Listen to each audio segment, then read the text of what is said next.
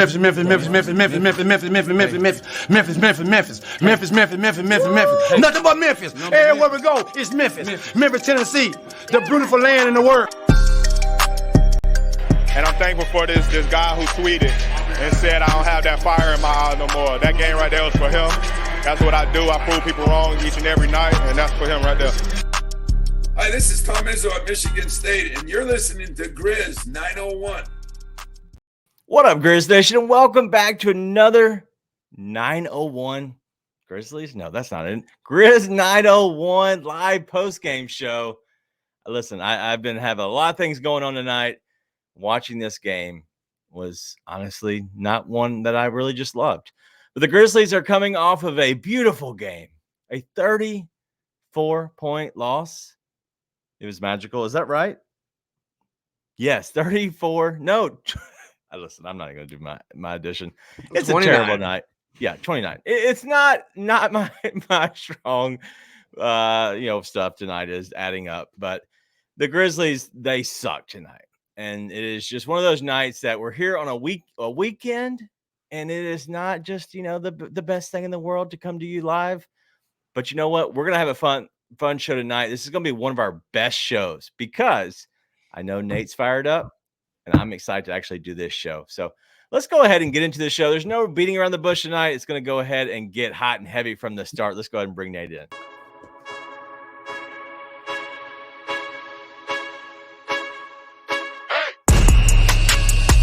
Nate, I thought I did the math right. I did not do the math right. You're about as good at math as the Grizzlies are at having a basketball IQ.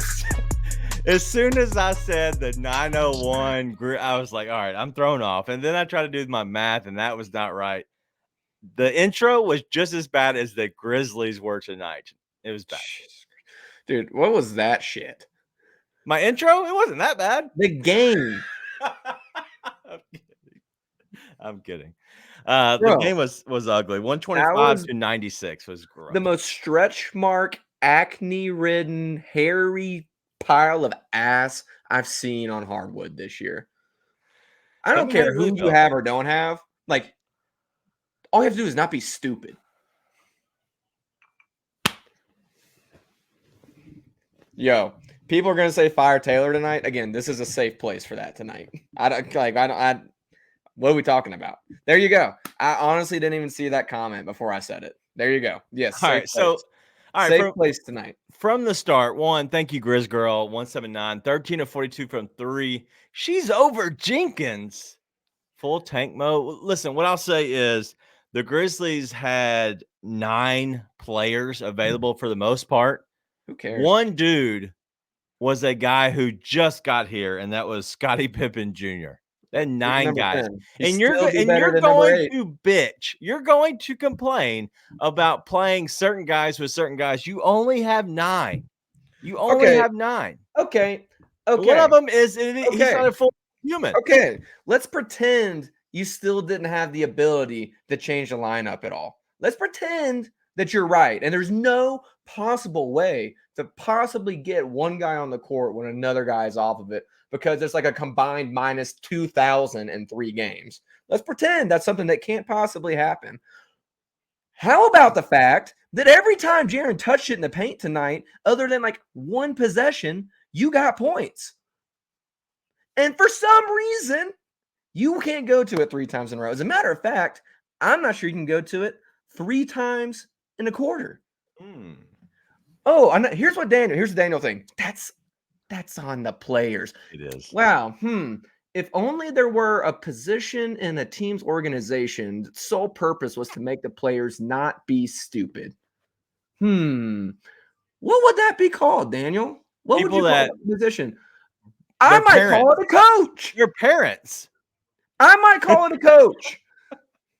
Their parents need to raise these kids better. Oh, the players are stupid. Sure. There's people with jobs, and the job sole purpose is to make the players not stupid. It is like at a certain point, like your job is to say, hey, guys, there's a 6'5" dude on our 7'1" dude. Give him the ball. Like, Dog, like you just completely let them off the hook all night. By the way, that team, the Bulls, is cheeks. Cheeks, true. Like you should be the underdogs in every game. And like there's certain things like Andre Drummond's just bigger than everyone you have. You don't have a center. Like that's okay. Okay, Alan, you spelled Jaren's name wrong. I'm sorry, you spelled Nate's name wrong. It's Nate. That's been Nate's MO his entire podcasting career. I completely understand it's been Jaren's MO. Guess what, Nate, dude? At a certain point, your job as the coach is to make the things happen. If you lose by 30, but you keep giving the ball to Jaren, whatever. If Jaren just sucks tonight, whatever. Guess what? Jaren was awesome when you got him the ball in the paint. Was he? Also, he was creating for the guys. What was that? One more time? He was 1 of 7 from deep tonight. He had 26 points. Yeah, cool. Daniel, does in the paint mean from deep? No, but he's obviously taking 7 3-pointers. Dog, did you not hear what I just said? The paint. Listen, me and Goon. At a certain point, me and Goon. At a certain point, give him the ball in the paint. I like it's just asinine. It's asinine. Yeah. Listen, sure. No. I'm going with Allen right now. Jaren could have had 50 and they still lose. Yes. That is absolutely. True. And I'm okay with that. Jaren's not that dude. He's not going to demand the ball. Here's the point. I am okay with this happening. This right here. It's not happening because he is not that dude. He's not a guy who's willing to break your grand piano in Zaire's house and say, hey, bring me. He just did it against the Wolves. He just did it. He didn't. They lost. Yeah, because he was in foul trouble. Every time he was on the court, he played was 2 minutes in the third quarter. Every time he was on the court, he was dominating that game, Daniel. This is like 2 + 2 = potato. Yeah, exactly. Makes sense. The entire rest of the year, and that's fine. I don't care. Again, they lose tonight. It happens. What I can't stand is watching you just play putrid, asinine basketball that makes no sense. Even like you're talking about the GG Zaire stuff. Do I want GG to play without Zaire? Sure. That is not the end of the world to me. What's the end of the world to me is watching you have Jaren dominate these guys when he's on the floor. They don't have anyone that can guard him. And instead, you're bouncing the ball around the perimeter and Jaren's standing in the corner. You want to say it's on the players? Sure. Yeah, you should be smarter than that. Guess what? There's a certain person whose job is to make the players not do that. Yeah, they're parents. They should have better pregame conversations. All right, go to hell. Listen, Caden Davis, David Roddy should have played way more than Zaire and Conchar. David Roddy played the second most minutes tonight with 32. I thought Roddy played well. Like I said, there's certain things you just can't help. You just can't help. You can't help the fact that you don't have a center. You can't help the fact that you have to put Santi Aldama in the game, and his head so far up his ass, he doesn't know his shit from the roses. Like you can't help certain things like that. What you can help is what you have in Jaren Jackson Jr. in the game. Like, I don't know that's the thing. That's the thing that's going to bug me. If, again, you lose tonight, I don't care. You lose by 30 tonight, I don't care. But how many times can you just let them off the hook? No, I agree. I'm not going to it. It's insane. Listen, Volcano, the sweat. Volcano, the sweat says, we suck. It don't matter. All right, to Nate, he's standing on that ish tonight. He's going to stand on it. Dude. I don't care. Yeah, it doesn't matter that we lose, but it matters what kind of effort you put forth every night. Have some freaking pride and do your job. Do your job. Bill Belichick. It's asinine. We're not on to Cincinnati. This is stupid. That was stupid. And listen, we have been sitting here all year giving only fair criticism to Taylor Jenkins. Hell, you're defending him tonight. What's he supposed to do? Make his team give the ball to Jaren. He played a bench player the second most minutes tonight. You keep just dancing around what I'm doing because you're trying to push my buttons. And guess what? It's working. I'm still on the heater. It's just stupid. Like, you want to die on a cross for Taylor after that, just absolute, like, the lowest basketball IQ game I think I've seen the Grizzlies play since Ja came here. It's fine, do that. But at a certain point, it's your job to make sure players know what they're doing. All right, so let's ask some questions here, because I want to find out what's in that pea-sized brain of yours over there. Okay. Jaren plays the most minutes overall. Are you okay with that? Yes. All right. Luke Kennard and Vince Williams play 30 minutes each as well. Are you okay with that? Perfectly good with that. Okay, like, honestly, like, we're 3 for 3. I'm feeling good at the moment. David Roddy, your boo, plays 32, the second most minutes tonight. Good and with you're that. over here bitching about these other dudes? Yeah, because Those are 4 of unlike the 5 you, positions on a court. Daniel, I said one thing about the other dudes. Are you serious? Like, I'm going to punch you through the freaking laptop. I dare you. No, I can't. I actually need this thing. I was about to do it just for the show. But, like, listen, all of that I'm fine. Like I said, even the Zaire Gigi mints together, I would love for that to be my biggest issue with tonight. But it's not. It's not. My issue is when he didn't Jaren's play on the court, Desmond. Is that your issue? When Jaren is on the court right now, there's zero reason he should ever be standing in the corner unless you have gone to him so many times in a row, he has to take the play off because he's completely gassed. And he was staying in the corner a lot tonight. There was one time I'm sitting there, I'm like, why don't they give the ball to Jaren? And they literally hot potatoed it to him with 5 seconds left on the shot clock, and he goes and gets an and one. Imagine if you gave it to him and featured him. And it's almost like, dude, it's seriously like, it's almost like you sit there and you just have your little ball and you have the ocean and you just have to throw it in there. And somehow you slip, hit your head on the freaking bench of the boat, kill yourself, and the ball lands in the hole. Like, it's right there. You have one player on the court that's consistently awesome. Give him the ball. He had tonight, Jaren had 18 shot attempts. The second most was David Roddy with 11. Like, it was shared across the board tonight. Which is stupid. I agree, but obviously, like, when I say shared, it was GG had 3 shots, 2 of 2 from deep. Like, that's on him. If you only take 2 3-pointers, that's on you if you're 2 for 2. That is. You're not, as a coach, is not drawing up plays on a consistent basis. He's drawing up, like, sets. Like, hey, run horns, run my balls deep. I don't know. Whatever he's running a set. It's their job to make plays. This isn't high school. Daniel, I know what you're doing, but here's the thing. I have a singular bone to pick. Sherman. We need help. I have a singular bone to pick with the game plan tonight. It just so happens it's the mother effing femur. And the problem is Jaren was somehow not consistently featured tonight, which is asinine. He had 18 shots. He led the team in shots. Okay, he should have had 28 shots. Like, it's just, that's the only thing. You want to say, okay, whatever with Gigi. Again, we talked about this last game.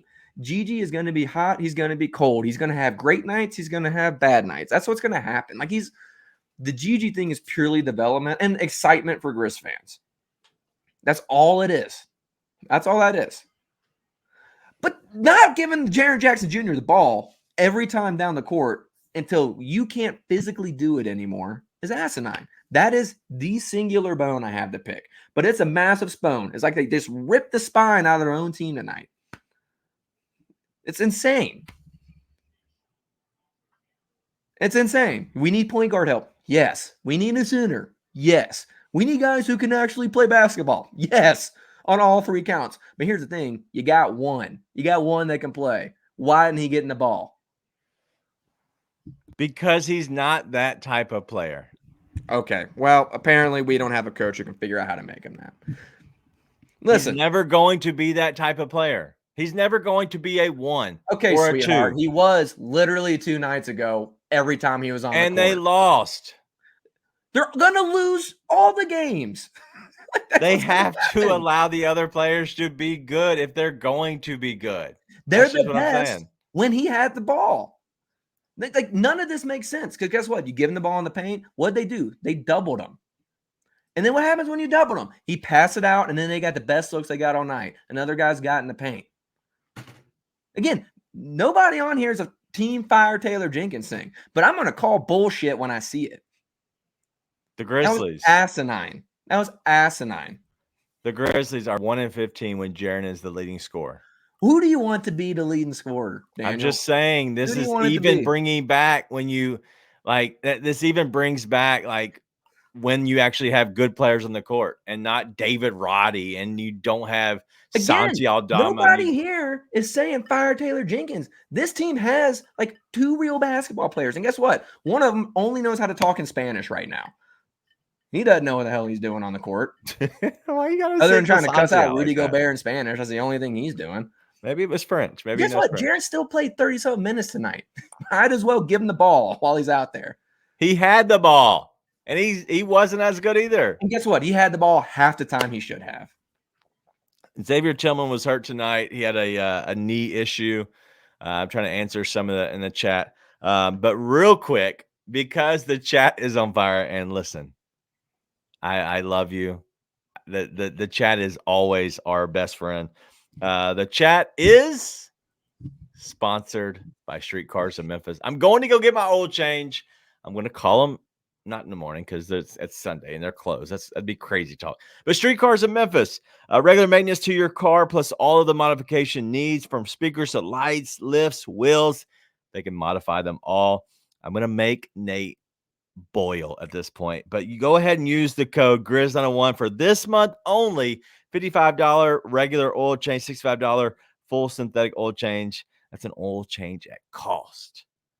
Huge savings taking place at Streetcars of Memphis. Go check them out online at 901scm.com or go ahead and call them. Pick up the phone.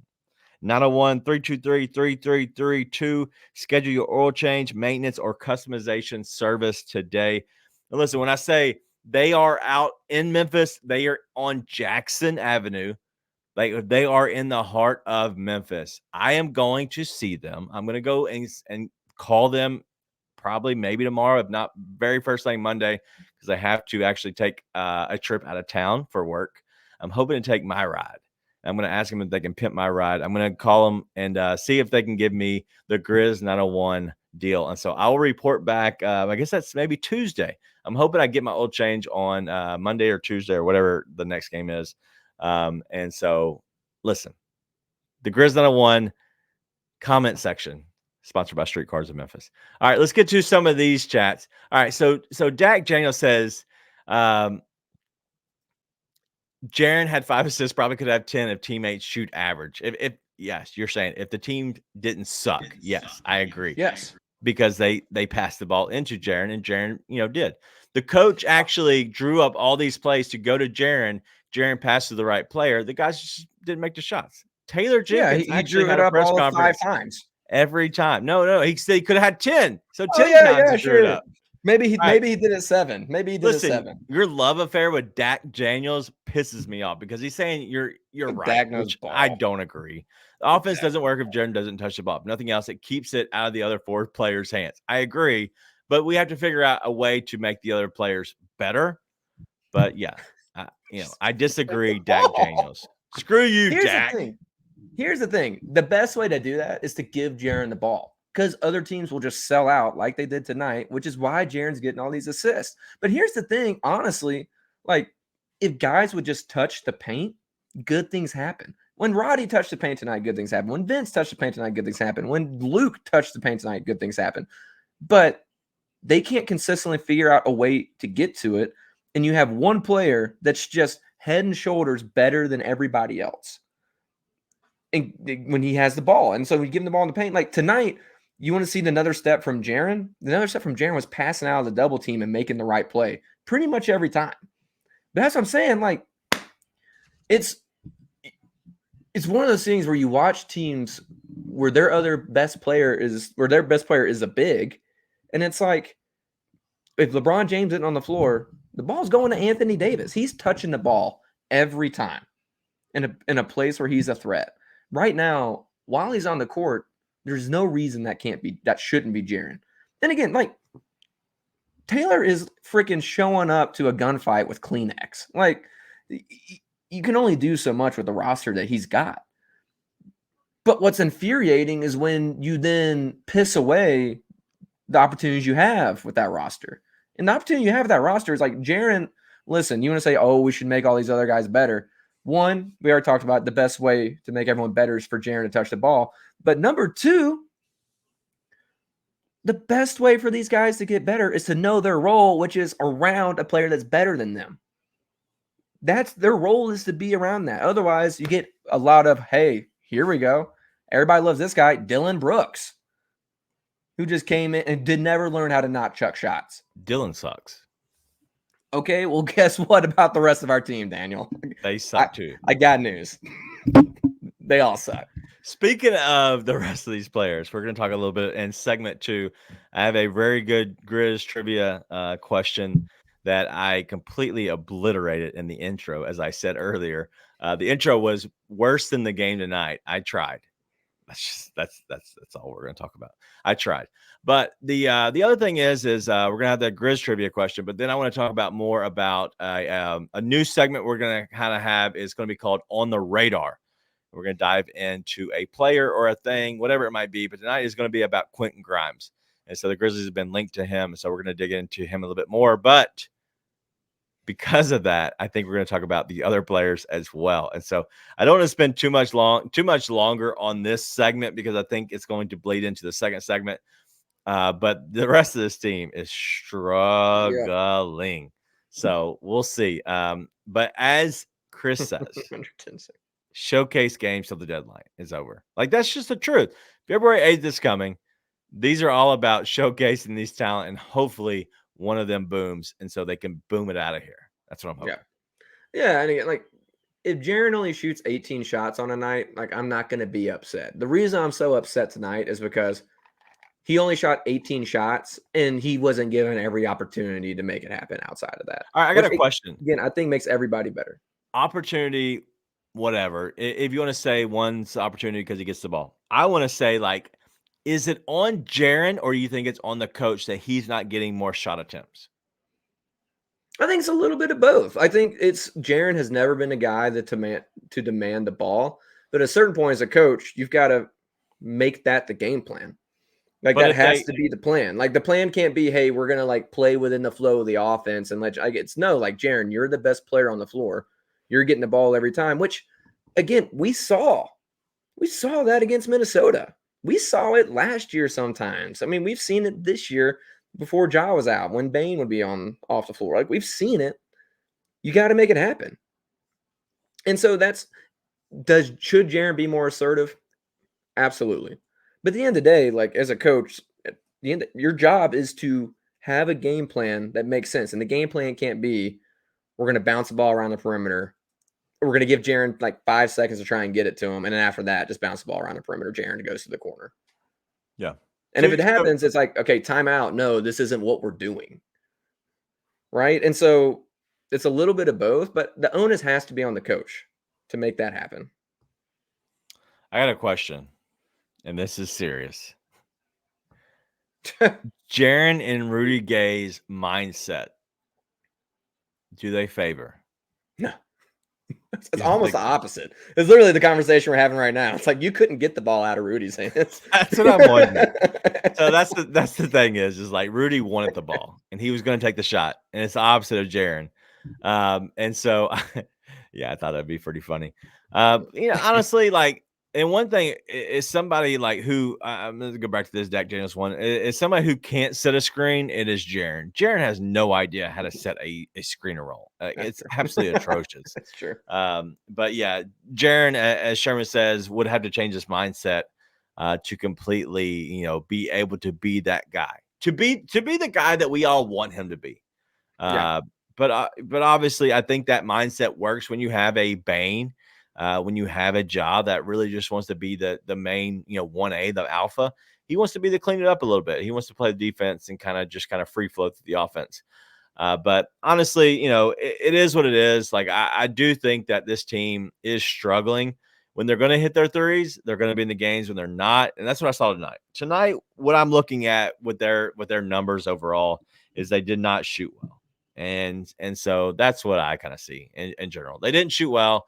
The flow of the offense completely thrown off when they don't shoot well at all. Yeah, I mean, it's not terrible, but also like the first 9 shots were all threes. Yeah, I think they took 9 shots before they got in the paint. And so listen, it was putrid basketball. It was terrible. As Ryan most says, of the guys are terrible. A lot of it's going to be bad. Yeah, Agreed. Ryan's saying is he's a third option. He's learning to be the first option, surrounded by a bunch of bums. Like, it's just absolutely, which is why somebody has to coach him up to figure it out. It's not gonna happen. Listen, I understand, and this blame goes on both ways. But at a certain point, like, how many times have to happen before you just make it happen? I just don't understand. Like, I don't understand. Sherman's with you. That's not the game plan. Sherman is with you. He thinks that Jaren can do it. Like, he thinks he can be that guy. Big guy saying that we need more drivers. True, we do. You know what else we have to do? We have to get the guys. We have to tell the guys that suck that they suck, so they quit shooting it. So, like, but we only have 9 players. I don't care. Let's play with 8. I don't care. All right, but last thing before we get to our second segment. It's a competition between Jake and Zaire right now, by the way. I'm going to go back to Chris's. So I'm going to ask you. He won't be. Do y'all think he needs to be the guy that he was in Minnesota every night? Like, let's separate him every night. Do you want that Jaren when this team is how it is without Bane, without Smart, with all them? Do you want him to be that guy? And then also, do you think he can be that guy when Bane and Smart comes back? Let's take out Ja because I think it's different. But when Bane and Jaren or Bane and Smart come back, it's not who he is. It's not going to be how it goes. What a yawn! Right? It's not going to be how it goes. But like right now, why not?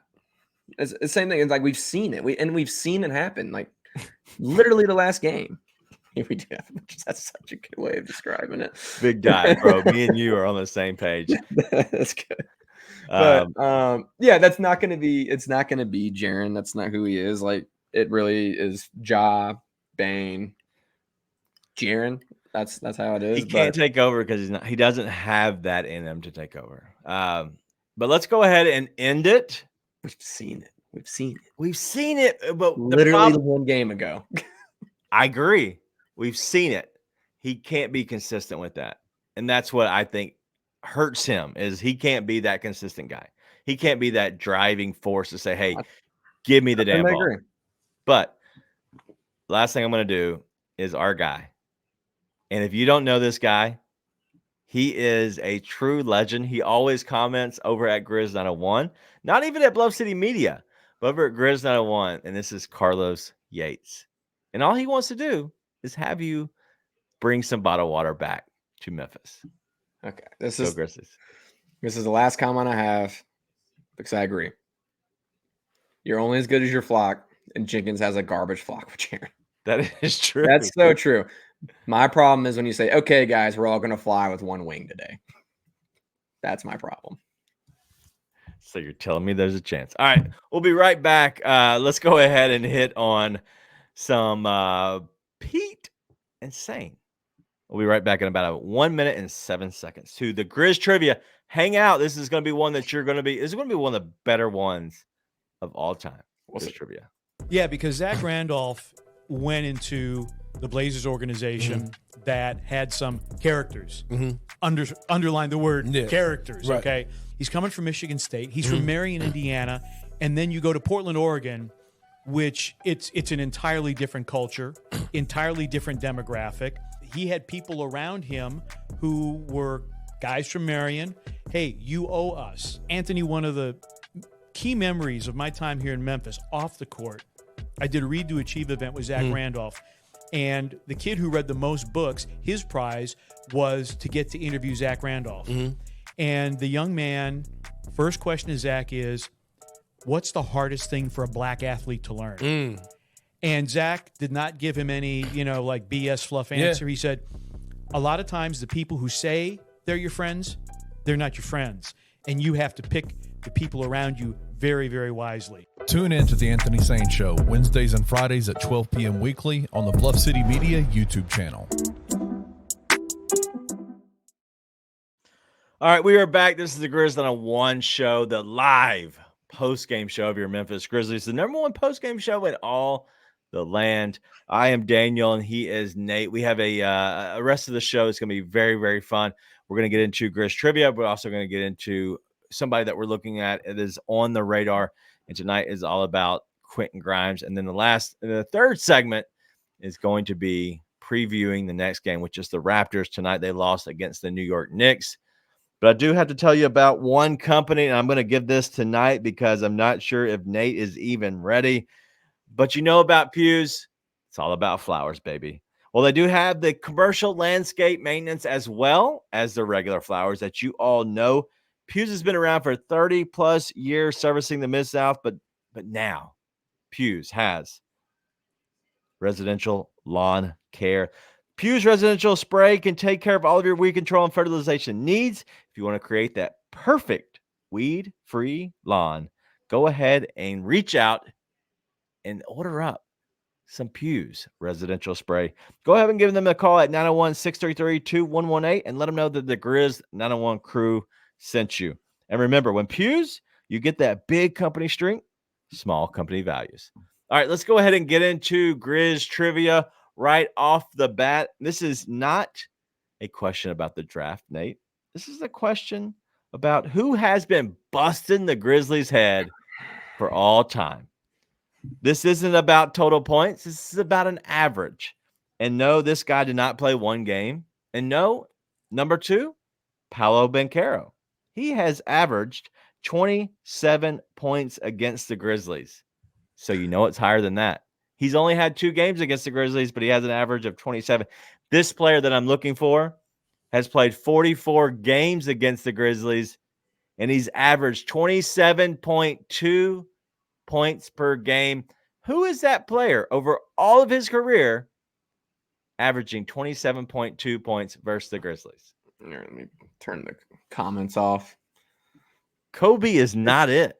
It's not CJ, is it? That's too easy. Not CJ McCollum, but let's find CJ on here. Yeah, that'd be interesting, actually. So Kobe has averaged 24.4 points in 67 games against the Grizzlies. So shout out to you, Dak Daniels. As obviously he's in the tops. CJ McCollum, 22.4 points over his career in 33 games. And it's not LeBron. If you want to go ahead and I'm gonna rule some of these out. Where is LeBron? LeBron. Oh, sorry. 45 games, 25.4 games. And one more I'll give you a hint at. And no, it's not the one game against Dino Raja when he had 26 points. Okay, is this like a star? Is this one of those like guys? Superstar. Current player? Current player. Active. Player. Huh? He's active, yes. Active player. KD?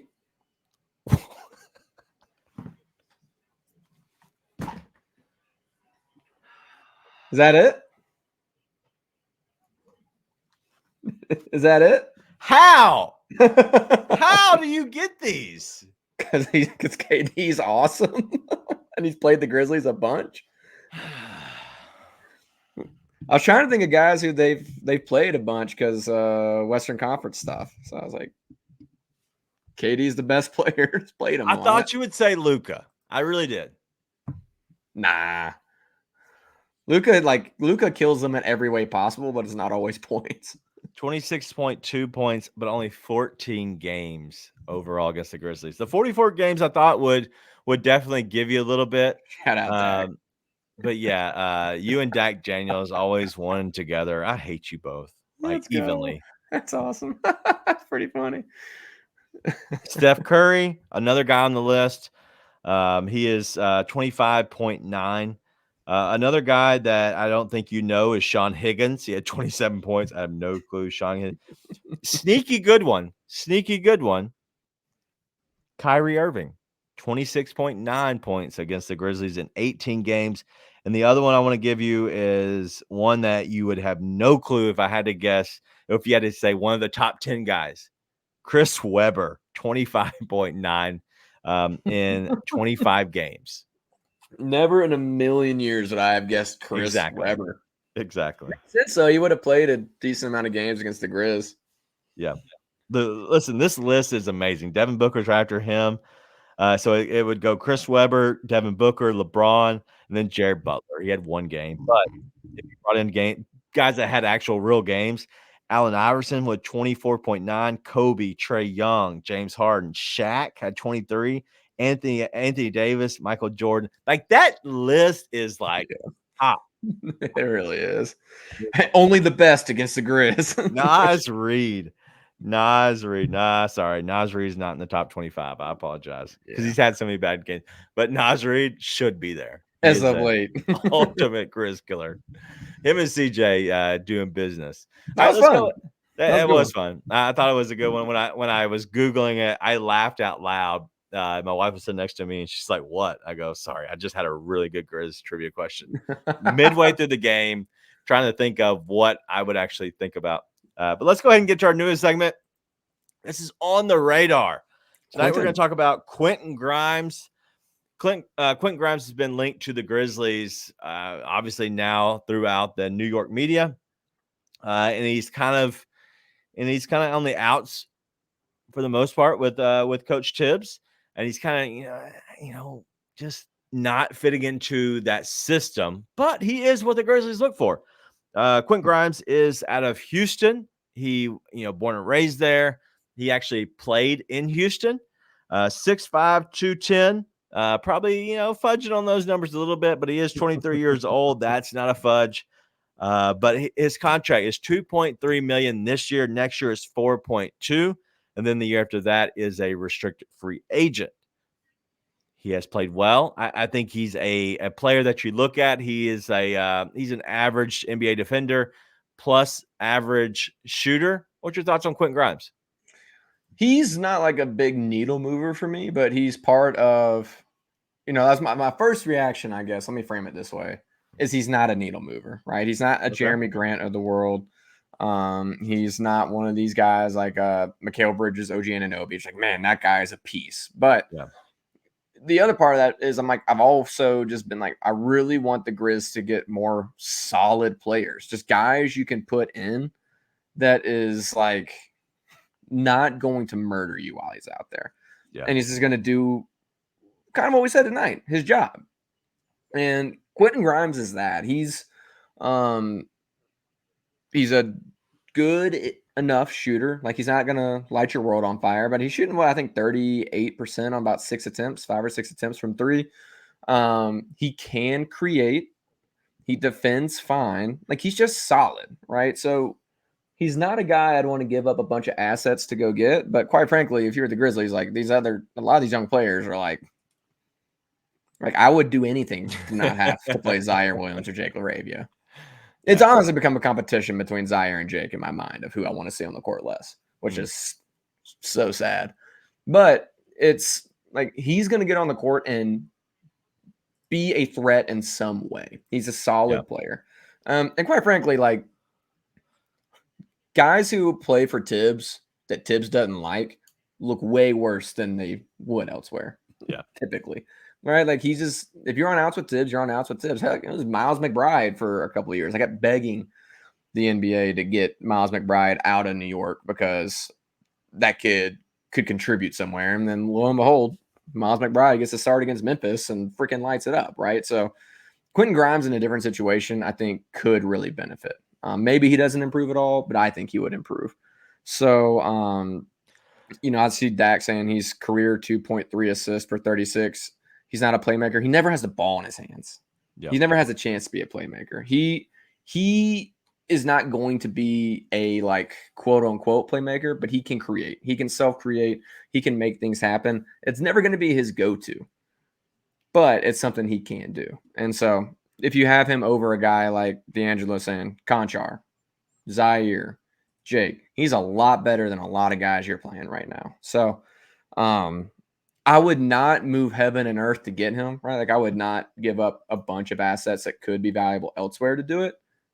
But if you can, it's not going to cost you money. Absolutely. But he's a solid NBA player. Sorry, you broke up for a second. I'm not sure if that was on everybody's end, but mine end. But I do think he is a solid NBA player. I think he's fine. Tonight he did go 20 minutes, 0 of 4 from deep, 4 points overall, 4 rebounds. He had an assist and 3 fouls. Like, that's nothing to write home about. But he is a decent shooter. He's 38% shooter, especially lifetime. And he's going to be that type of a shooter. I'm not sure exactly what I would do. And so I want to kind of play this game with you for a second, because I have heard this, and I have heard that there is rumors, and I heard that their rumors are pretty strong. And so take that for what you want. I have been right about my other information so far, but I can't always give away what I know. But I will say that there have been links of Kennard to New York and maybe bringing back Grimes in that package. If you were to lose a Luke Kennard, and the only major piece that you're getting back is Quentin Grimes, are you okay with that? I don't know. Because it's, again, you're thinking about it all in the scheme of this team healthy. Right. And I'm not sure Quentin Grimes is better for this team healthy than Luke Kennard. For all the hate Luke's been getting, like, he's been doing fine as a primary creator, which is not what he is. Yeah. Right? So the only argument there is, okay, Grimes can do a little bit more creation, probably, is a better defender, probably. But, like, he's not a big rebounder, and Luke's the better three-point shooter. No, I wouldn't do that. And listen, even the chat's saying no as well. I agree. Yeah, even with Conchar, like, you could argue Grimes is an upgrade over Conchar for this team. And there's, in a way, I think that could be correct. But another way, like, Conchar does all that little crap for you. And again, I think Conchar is solid. I've always liked Conchar solid. He's not the guy you want to do much. But at the other side, Conchar could also be a piece in a bigger trade. Yeah. Right? So I'm not devastated. I am not living and dying with Grimes to Memphis, to say the least. Let me give you a little bit of insight on what I'm hearing so far. Is you're talking about a Quentin Grimes, and this is probably going to be a 3-team deal if everything was to shake out the right way. But I think the gist of it from Memphis is going to send out a Luke and possibly a Conchar, right? So Luke makes 12. Conchar makes 2 this year, and then next year Luke would be on an expiring deal with 12 again, and then Conchar balloons up 3 times that to 6. I'm not saying it's a big number, but he does balloon up to 6. What you bring back then would be a Quentin Grimes, and who's the other guy for New York that makes a lot of money that doesn't play? Fournier. Fournier makes 18, and what you have. And let me explain this why Evan Fournier. Let me explain this. Okay. Is Fournier is on a team option for next year, and so to give you the parameters of what I'm hearing so far is you send out Luke and Conchar for 14, and you bring back a total of 20, right? And so somehow it makes sense, it works, whatever. But then after this season, Fournier's money's gone. You keep Grimes for another year, which is only $4.2 million. So you have an extra, right? So you have the access there of the 10-ish million available. Can you spend that on something else? I think that's what you have to look at is, do you make sense of, can you upgrade that position, or do you feel better if you take the 10 million plus the Grimes of the 4 million, upgrade that to that? No. That's my assessment. I understand the move, but based off what we've seen so far, it's not the Kleinman way to go use a bunch of money in free agency, to be honest. I like John 17. Send Luke for Brunson. That's a good call in my book. No, and again, I think, like, Kennard, when your team's healthy, will contribute for you. Like, we have yet to see Kennard play real minutes with this team healthy, even last year. we barely got to see it, right? So Kennard will do good things for. He is a contributor to this team. Like if you're going to send Luke out, I want you to bring something back to contribute, not just to free up money. Yeah. Because Luke's a guy that conceivably can fit with this team. And even like, I had a disagreement with, I think it was Chris in the chat, me and you were in with him, where, there's been a lot of Luke scared to shoot. I think Luke's too focused on making the right play. Yeah. And I don't think he's afraid of his percentage. I don't think he's afraid to let it fly. I think he's always like looking to see the best play to make. Where it's like, dude, sometimes you taking the shot is the best play, right? But even when this team comes back, he's going to contribute. So, like, if you're going to send Luke out, bring back a guy like call up Atlanta. See what you can get Bogdan for. Like, that's a guy who you don't have the biggest drop-off in the world. Like, in theory, he's a three-point specialist who can do a little bit of creating for you and does a little bit more. Like, even that, though, it's like, don't make a move just to make a move. Do something to make an upgrade. Yeah. Right? And, yeah, I like what Ryan's saying there. That's a number you can put into something for a bigger piece. Right, into a bigger trade, even if that's just another solid role player that happens to fit better. But making the move just to make a move, nah. Listen, I agree. The first time I heard about that, I was like, no, we can use Kennard for a better situation. Just as Ryan was saying, is you can use Kennard for a salary piece, and as Chris pointed out, he's making 14.7. So I apologize. I get so confused with all the contracts, but I didn't look his up. It is BC and it is Steve-O making 12.5. So that's where I'm always stuck on the 12 million. But I just think that this team isn't upgrading a top 8 piece, even if they get Quentin Grimes. I don't think he's a top 8 piece for this team. I really don't. I think he's on the border. I think he is the 8th guy. If you're looking at next year, like, I think he's fine. I think he is possibly a bucket getter coming off the bench. The problem is I don't think he has the wiggle enough that I would love if I'm going to be a shot creator, a bucket getter off the bench. Well, and again, he's just another guy. Like, he's just another guy. That is it. That's it. He's just another guy, and that's the end of it. But the main thing I want to bring up here, you got all my being pissy about the game tonight, which, by the way, was all justified. I'm right. You're wrong. The end. Sorry, Alan. I wasn't trying to pick on you, but again, you want to dine across for Taylor tonight, then do what you want to do. The biggest thing is if they don't make a move at all, I'm still not devastated. Are there things they can do? Yeah, sure. But if they don't make a move for the deadline, who cares? Like, oh, the team's going to suck. What the team's going to suck no matter what they do. The rest of this year. That's happening until you get Bane and Smart back. But we said this at the very beginning of the year. This roster, when it's healthy and everybody's playing, is a damn good NBA roster that fits. The pieces fit. So it's like there's moves to be made, sure. There's upgrades to be made. If you can get a Jeremy Grant, if you can get a Mikal Bridges, if you can make something like that happen, sure. But listen, you run it back this year, but next year, but this roster is healthy, you got a really good roster that can go contend. So everybody wants them to make a move because you just want something. Yeah. You want to feel something as a Grizz fan. But even if they don't, like, I'm not devastated. I'm just not, Yeah. No, I agree. And it is, like sad Grizz fans saying, a horrible move to move Kennard just because. He is a very good role-playing shooter. And he's a piece. He's kind of like a luxury piece in a sense. He's a guy that you love having on your team, especially when you're healthy. Like, he is a guy that creates a little bit of space. But thank you for Chris for saying that I am right. But you know what? Big Die had to speak up. I'm right every time also. Shout out, Big Die. The comment section always brought to you by Streetcars of Memphis. If you need an oil change, if you need any modification needs, go check out and just look them up. Streetcars of Memphis. But if you want to, for this month only, give them a call. Let them know the Grizz Dynamo team sent you. You get a $55 oil change. It's practically cost. But if you want a little synthetic in your life, $65, a little $10 more. It's called an upgrade. An upgrade. All right, let's go ahead and get into a little bit more of what we were talking about, and then we're going to end it, getting to the next game, which is the Raptors.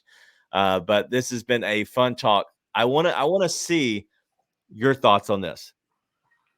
This team, as currently constructed, completely healthy for next year. I'm going to bring back something to what Sane talked about on his last show that he was on. But Ja, Dej, Jaren, Smart, and Steve-O, those 5 are probably your top 5 on your team, correct? Yes. If you had to bring 2 others, I would imagine it's going to be Luke and Vince, correct? Yep. All right, so that's 7. Santi, Okay.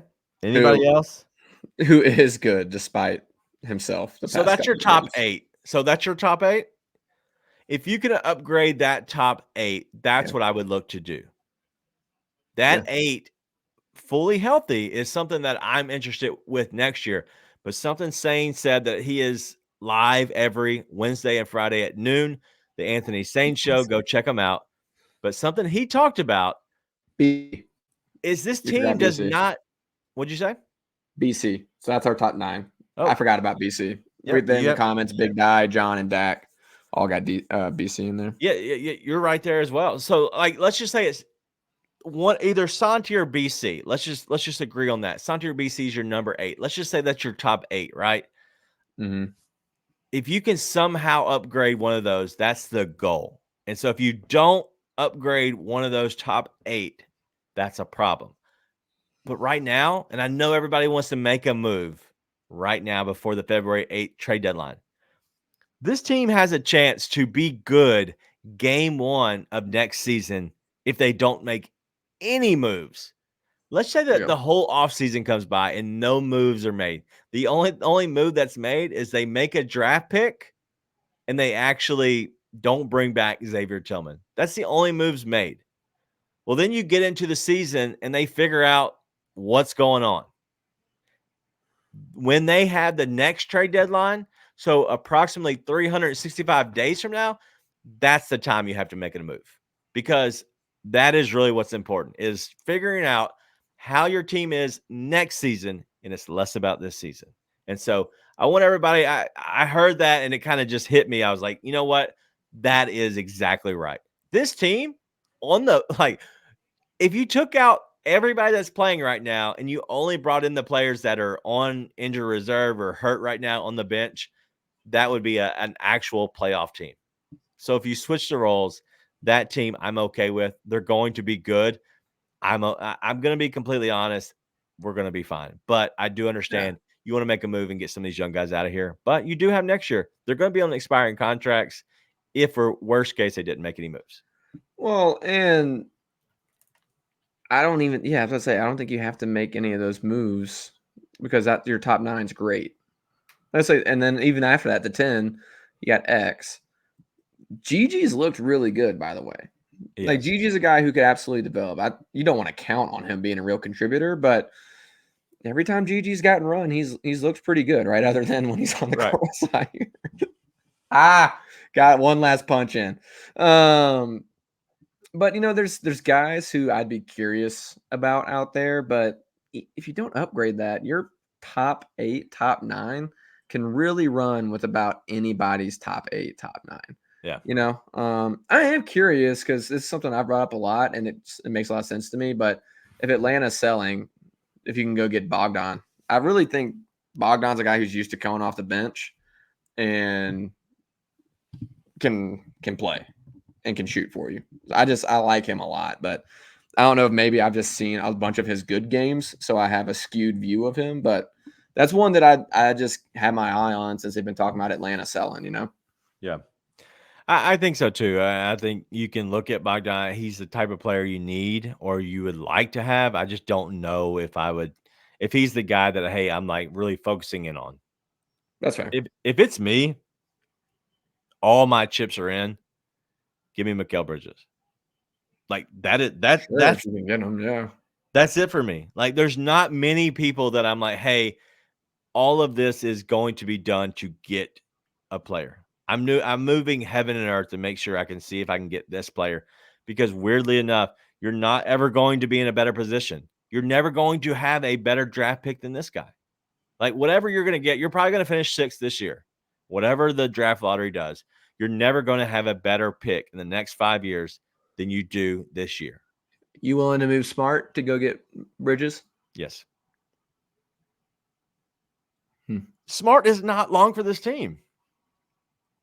Smart is maybe not. Smart can go help a team right now win a championship. Yeah, but in theory, next year that team could be Memphis, right?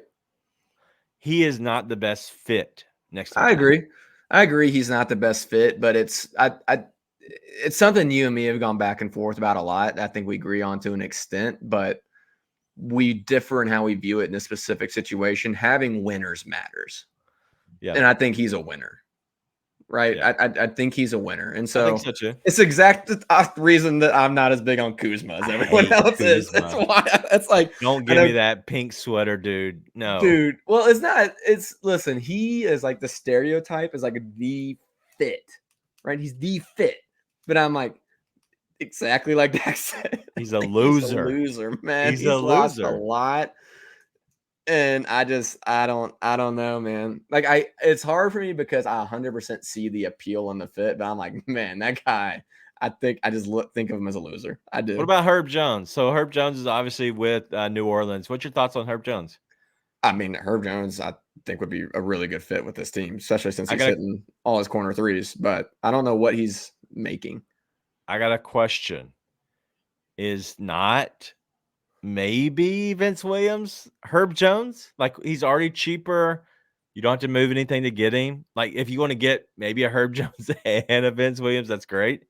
And yes, I'm seeing that Kuzma got a championship. He was not a main piece. He sucks. He went with the Lakers? He was with the Lakers. It was LeBron. He was there. He was on the team. He had really good seats. Yeah, he got a great front row seat. It's the same thing. It's almost like, I mean, a lot of people say that's a Mickey Mouse ring. I'm not going to say that, but I also look at it, I'm just like, nah, that's a guy who had really good seats. Just like a lot of people had really good seats to LeBron winning. Yeah.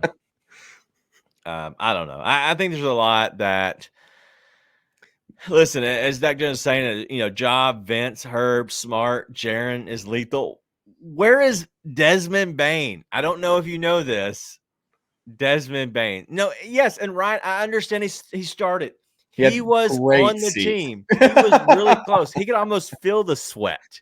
It might be this. I'm also like there's certain teams in this example, Charlotte and Washington, that once somebody else that's touched them, I kind of don't want it anymore. It's kind of like that girl in college that went home with that guy, and you're like, no matter who it is, you're like, it's over. It's over. And that's like once a team goes to Washington or Charlotte, forever in my mind, I'm like, All right. Been there for too long. Been there for too long for everything to be healthy and the tests come back clean. All right. And the last thing I will say is, Goonish, I know you've been talking about Matt Hurt. Listen, he's fine for the G League. He really is fine for the G League.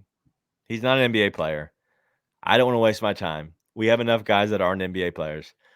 Last thing I want to say about Matt Hurt, he's fine. He's fine, but he's a G League player.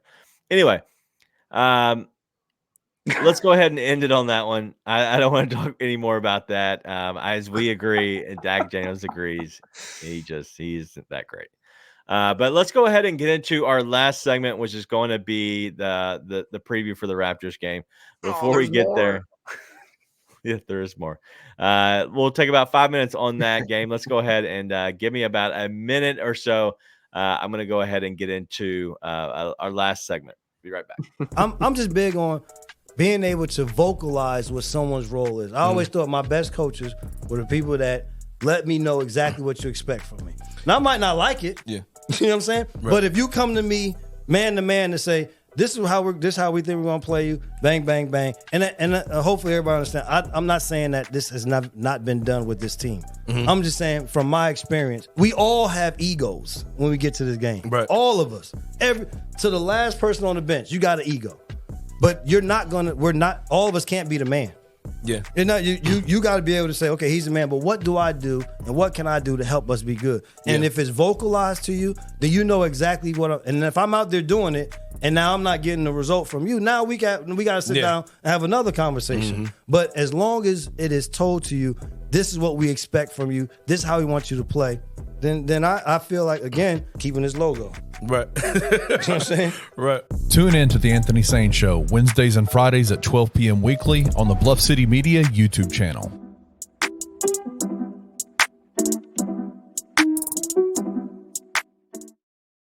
Yo, we are back. This is the Grizz on One live post-game show after each and every game. Looks like we are not the only losers tonight. They're the Green Bay Packers. They just went down 24-21 in a very good game. It ended up being a late game, but a lot of rain involved as well. And so tonight it is what it is. It sucks for the Packers. I'm glad they lost though, because they did beat the Cowboys and they actually embarrassed them. But let's go ahead and get into the last game. That's going to be against the Raptors that we're going to see on Monday night. It is a 6:30 tip, so a little bit earlier. It is on the road as the Grizzlies have the next 2 games on the road before they return home against the Magic. What's your thoughts on the Raptors? They're without Pascal Siakam now. I mean, they'll probably beat us. Sorry. They're 16-27 now. They just lost to the Knicks tonight. I believe it was by 25, I would imagine. But the last game that we played against them, they beat us 116-111. The Grizzlies were at home. And so another road game. Man, rough first year for Darko. Imagine having Scotty Barnes, Pascal Siakam, OG to start the year, and your record's still as bad as ours. I mean, I don't know what to expect from this team, to be honest. From the Raptors, I would expect them to be reeling a little bit. I mean, you didn't just lose a couple of teammates. You lost a couple of guys who are like massive contributors, which is why that happened, right? Yeah. The thing that worries me is you got guys like Scotty Barnes and Bruce Brown who do what most of the guys on our team don't do, which is like confidently attack all game, whether it's offensive or defensive end. We don't have any guys that do that. We have Zaire Williams, who's afraid of his own shadow. So it's like, that, in my opinion, is going to be the difference in the game, right? I think I would lean towards Raptors winning because you have that mindset from some guys. Like, you got RJ Barrett, who's like, screw it, I'll go be the best player here. You got Emmanuel Quickly, who can torch you at any moment. And then you got Scotty and Bruce, who are great two-way players. And so the Grizzlies have Jaren, who may or may not assert himself, right? Yeah. The truth is, there's not a team on the planet that has someone that can guard Jaren Jackson Jr. Yeah. At this point, like, you could say maybe AD, Porzingis, because he's so dang long, has given Jaren a lot of issues. For the most part, you don't have a single person who can lock up Jaren. But we saw tonight against a team that Jaren torched basically anytime he wanted to. Half the game he didn't want to. So you just don't know what to expect. I think Roddy, you'll see his minutes continue to go up because he's one of the few guys that will attack the paint and does not back down from anybody. That's great timing by Heaven's Healthy. I was about to bring that up, actually. I imagine we'll see some Pippen Jr. Get some more run, get a little bit more integrated with the team, get some of those Gilliard minutes. I'm very interested to see what will happen with Gigi, because despite all the back and forth we had earlier, I do think you're doing yourself, the team, a disservice by not exploring ways to get him some true like run and opportunity where he's getting shots, he gets the ability to create like he did at the end of the game tonight. Because you saw what happened in TNT against the Warriors, that the kid has something that these other guys you drafted don't have. And so you should find ways to explore that. And quite frankly, the Zaire Williams point guard experiment, one, makes me want to take bleach shots every time the Grizzlies play. But two, it's just not working. It's just not working for you. Like that, it's run its course. At a certain point, we say like, "Hey, these guys can develop. These guys can develop." Dog. What are we doing, man? I genuinely feel better with Jake LaRavia with the ball in his hands at this point. Yeah, and listen, I have defended Taylor Jenkins. I defend, especially most coaches because I do think the position is very hard. It's a thankless position in a sense. But what I will say is, besides that, it does get annoying, especially in the comments right now. Just seeing the comments of we need an ex-NBA player as a coach, dude. Those guys aren't good coaches. Most players can't be good coaches. Like we've ran through this. Like not many guys who were ex-coaches or ex-players are good coaches. Like there's not. That's literally a statistic. Like look it up. Well, it's fine. The problem is half of the roster is hurt, and the half that's playing should not be playing. It is what it is. Like they're just not good players. And you know what? It sucks, but it is what it is. And to clarify, especially because I think we may have run poor Allen off. We may have lost a fan tonight because I got the back and forth. I agree. Like, again, I think he's shown up. I think I said he's shown up to a gunfight with Kleenex earlier. Like, this is like crazy difficult season. I think we saw against Minnesota, Taylor outcoached Chris Finch that entire game. Like it's not that I'm sitting here saying fire Taylor Jenkins, but when I see stuff like that happen, I'm not just going to come on the show and like pretend like we didn't just watch what we watched, which was you have one guy on the court that can go and get buckets, and for some reason you're not giving him the ball. All that to say, though, like I agree. All that to say, like I'm not sitting here. I've never been team fire Taylor Jenkins. Maybe for one night, I don't know. I got pretty heated that one night. I lost it. I can't. Oh, that was the Raptors game. That was the last Raptors game. But yeah, he's truly doing an impossible job right now. So like my goal and your goal is not to come on here and crucify him every night. I've said all season there's legitimate criticisms of Taylor Jenkins, but that's not what we're here to do. But I think the team is done a disservice by letting what happened tonight happen again. Which is you have such little to work with and you don't maximize what you do have to work with. And quite frankly, we've got like 40 something games left to watch. And I don't know if I'll make it if they do that every night. The Minnesota thing can happen every game the rest of the season and they lose every one of them. I'm cool. So you're saying ride your big dogs. Ride your big dogs. And if you still lose, that's fine too. Well, if you're getting to the paint and kicking out and missing a bunch of open shots and it's like Kennard shooting them, Vince shooting them, Jaren shooting them, something like that, I can live with it. Yeah. It's the nothing's happening, and for some reasons we don't go to the guy who can do something for us. And yes, he did. He played ball in high school. That's it. And so I had an interview a long time ago. And I guess it depends on what you count as ball. who is the guy that just passed away? He was with the Ringer. I'm drawing a blank right now, and I apologize. God, I hate that. Anyway, so I interviewed him right in the middle of him doing his chemo, and so shout out to him for forever allowing us to have a chance to really have that interview. The interview, Sharks, Jonathan Sharks. So if you remember Jonathan Sharks, he did pass away. Thank you, Dak. The interview was atrocious. It sucked. And it was sucky on my end as well.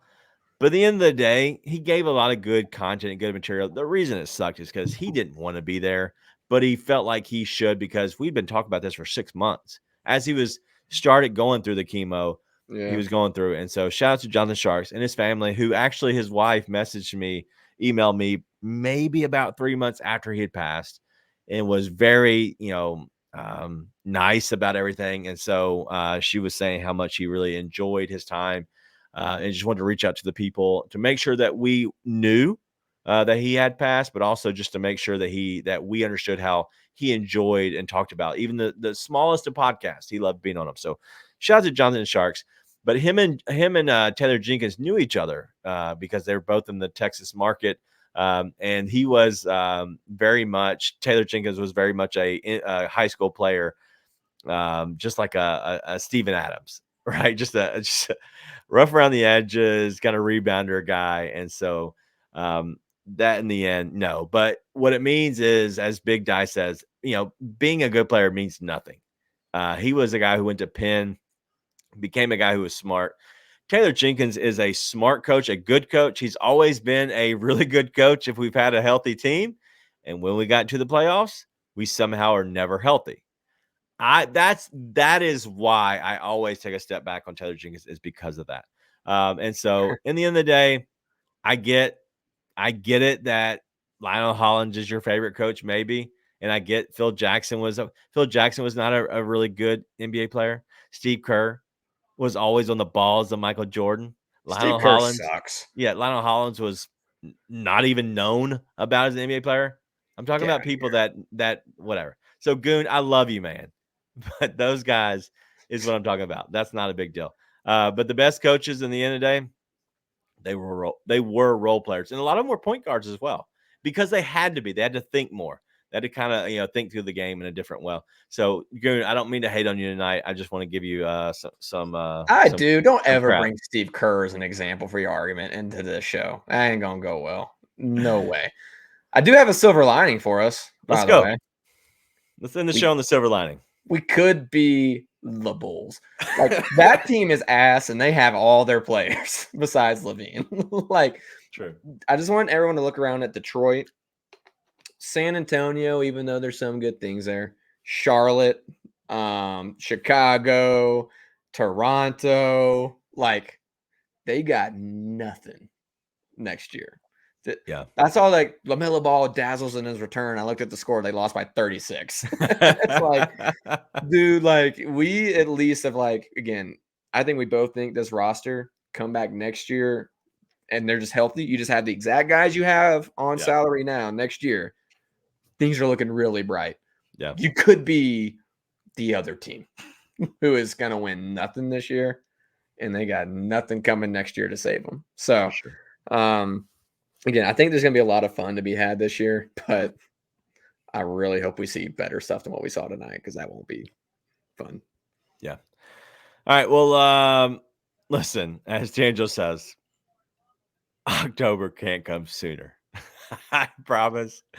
We have a lot to go before next October, but as you know, that we're going to lead up into the February 8th trade deadline. We're going to be here after each and every game. Tonight, I knew it was going to go a little bit longer just because I was a little fired up. I was excited. Listen, I have been in the house. We've all been snowed in. I am antsy. You still haven't taken down the wreath. You haven't taken down any kind of Christmas decorations. And so I was excited, as always, to really get in here and have a good time. And then you got off on a whole nother level, and I was just trying to play poke the bear. And I am really good at that. Really good. You did a good job. It didn't matter. I was pissy tonight. That was some bullshit. I'm still mad about it a little bit. All right, so make sure you go check out. Sane just woke up from a long winter's nap. But hey, speaking of Sane, go check out our guy Anthony Sane Wednesdays and Fridays at noon. But also we have other shows. If you're a Tigers guy, Tigers Untapped is going to be here also on the Bluff. And then the brand new, we don't have it yet, but the Tigers postgame show. If you're a Memphis Tigers fan, Francis Carlotta is doing the Tigers postgame shows. And so he does them with Roman Cleary. I assume that's going to be a consistent basis. But man, you never know what you're going to get with that show. Tigers fans always mad at something. They got to get me on some of these Tiger shows, man. From an outsider's perspective, I just like want to give like the objective, like I want the Tigers to win, but I don't live and die by them. Like, I wouldn't say I'm fair weather. I always want them to win, but I'm not going to cry ever if they lose. But they got to get me on some of these shows, man, because Tigers fans always mad at something. For sure. But yeah, that's all we got. Make sure you also go check out the Daily Grind each and every Monday through Friday at 9 a.m. They're coming to you live. Mark and Luke do a very good job on that show. But we'll be back here. We'll be back here for sure on Monday. I guess that would be a 9 o'clock instead of a 9:30 start probably for us. And so a little bit early, 30 minutes early. And so a little bit better for us on that show for sure. But yeah, as Saints says, them Tiger fans, they mad at everything. Always. They stay hating. But do us a favor. Go check out the $2 Sports Show. It's brand new. It's a bunch of North Mississippi boys just talking sports. Very good show. Their first show. Want to be very supportive of them. They're always supportive of us. So go show them some love if you can. Is there the newest addition to the Bluff City media? But that's all we got. Let's have a great rest of the weekend. Make sure you stay warm. Take care of your water. You might need to boil it if you're in Memphis. But that's it. Get out there. Shout out Emoji W. Shout out to Emoji W. Hey, shout out to our sponsors, Streetcars of Memphis, also Pew's Residential Spray. Do me a favor. If somebody would, in the month of January, maybe February, give them both a call. One of them a call. Report back to us how your experience went with them, but let them know the Grizz 901 team sent you. But that's all we got. Be nice and tell your friends.